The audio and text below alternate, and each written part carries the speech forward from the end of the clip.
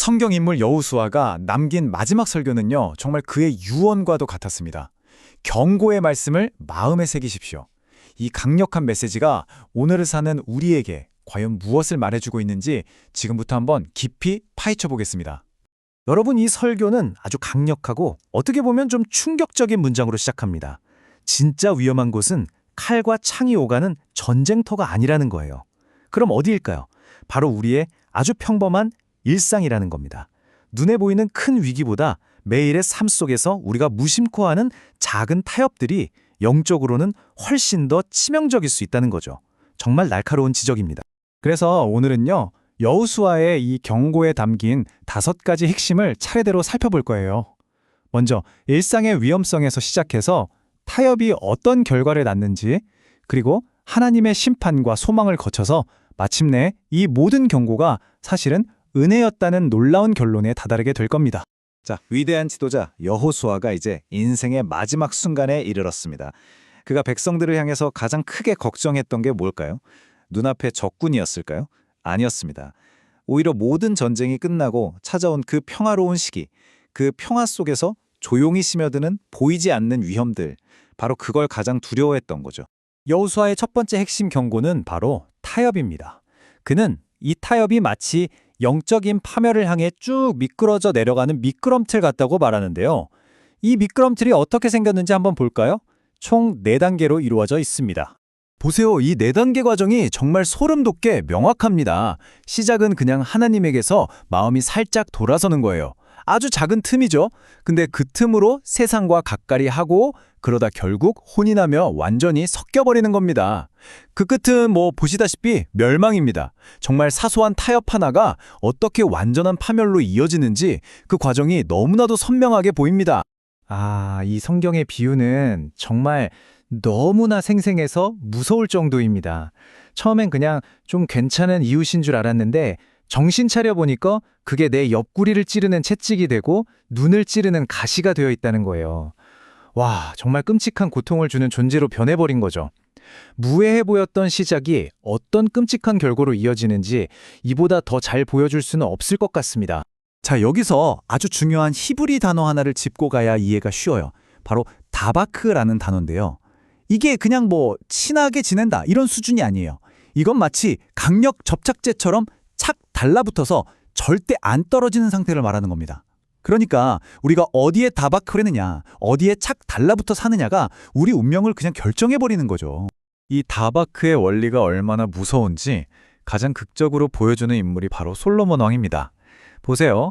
처음엔 하나님의 지혜 다바크, 즉 착 달라붙어서 역사상 가장 지혜로운 왕이 됐잖아요. 그런데 그가 마음을 바꿔서 이방 여인들과 그들의 우상들에게 다바크했을 때 어떻게 됐죠? 지혜의 왕이 한순간에 가장 어리석은 우상 숭배자로 추락하고 맙니다. 정말 충격적인 결말이죠. 자, 이제 여호수아 경고의 2번째 핵심으로 넘어가 보겠습니다. 바로 심판인데요. 여기서 우리가 꼭 기억해야 할 게 있어요. 보통 하나님의 신실하심 하면 축복의 약속만 생각하잖아요. 근데 아니라는 겁니다. 하나님은 당신이 하신 심판의 경고에도 똑같이 아주 무섭도록 신실하시다는 거죠. 이 타임라인을 보시면 그게 확 와닿으실 겁니다. 기원전 약 1400년경에 여호수아가 경고를 했어요. 너희가 약속을 어기면 반드시 멸망할 것이다. 그리고 시간이 한참 흘렀죠. 무려 수백 년이 지나서 기원전 586년 그 경고가 바벨론 침공으로 예루살렘이 불타는 것으로 정확하게 글자 그대로 이루어집니다. 상상이 되시나요? 성전이 무너지고 도시 전체가 불바다가 된 그 끔찍한 상황 속에서 주변 나라들이 뭐라고 비웃었을까요? 분명히 이랬을 겁니다. 야, 너희가 그렇게 믿던 하나님은 지금 어디 있냐? 하고 말이죠. 하지만요, 이 설교의 통찰은 바로 이 지점에서 빛을 발합니다. 그 끔찍한 심판의 볼길이 하나님의 부재 증거가 아니었다는 거예요. 오히려 그 반대, 하나님이 살아계시고 그분의 말씀이 단 하나도 땅에 떨어지지 않는다는 가장 확실한 증거였다는 거죠. 왜냐? 수백 년 전의 경고가 그대로 이루어졌으니까요. 그러니까 그 심판의 현장이야말로 하나님의 무서운 신실하심이 증명되는 자리였던 셈입니다. 자, 그럼 이 무서운 경고 속에서 소망은 정말 없는 걸까요? 아니요, 그렇지 않습니다. 여호수아의 설교는 바로 여기서 4번째 핵심, 참된 여호수아를 통한 진짜 소망을 이야기하기 시작합니다. 여기서 아주 흥미로운 비교가 등장하는데요. 성경의 인물 여호수아와 참된 여호수아의 신 예수님. 이 둘의 차이가 뭐냐면요. 첫 번째, 여호수아는 눈에 보이는 가나안 땅을 정복했죠. 하지만 사람들의 마음까지 바꿀 수는 없었어요. 땅은 나눠줄 수 있었지만 하나님을 사랑하는 그 마음, 그 새 마음은 줄 수가 없었단 말이죠. 그런데 바로 예수님은 그 근본적인 문제, 우리의 굳어버린 마음을 부드러운 새 마음으로 바꾸는 영적인 수술을 하시는 분이라는 겁니다. 자, 이제 드디어 결론입니다. 이 모든 무섭고 혹독했던 경고들, 이걸 단순한 협박이나 위협으로 보는 게 아니에요. 오히려 우리를 구하기 위해서, 멸망의 길에서 돌이키기 위해서 주어진 은혜의 또 다른 얼굴로 보는 겁니다. 바로 이 문장이 오늘 설명의 심장이라고 할 수 있습니다. 멸망으로 달려가는 우리를 어떻게든 막아서려는 그 경고의 목소리조차 사실은 사랑이고 은혜라는 걸 깨닫는 거죠. 그리고 그 사랑에 반응해서 우리 힘이 아니라 그리스도를 힘입어 끝까지 하나님을 사랑하는 것.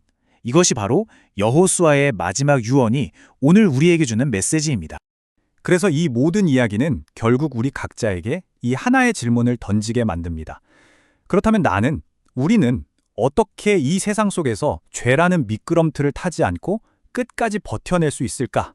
이 질문에 대한 답을 찾아가는 여정, 그게 바로 우리 모두에게 주어진 숙제 아닐까요?